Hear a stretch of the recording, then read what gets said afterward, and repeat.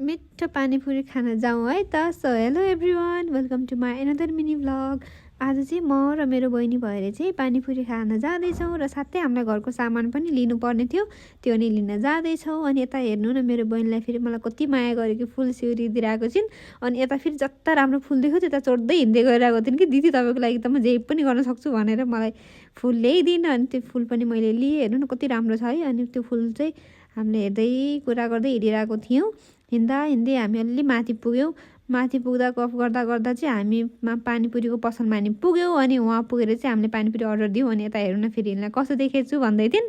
त्यो चाहिँ हाम्रो पानीपुरी आयो। मैले खाएँ त एकदमै मिठो थियो, मलाई चाहिँ एकदमै मन पर्यो। अनि अर्को प्लेट पनि आयो यता। अनि नानीले पनि खाइन्, उसलाई पनि एकदमै धेरै मिठो लाग्यो भन्दै थिइन्, मिठो मिठो भन्दै थिइन् है। त्यसपछि हामीले पानीपुरी पनि खाइसक्यौँ।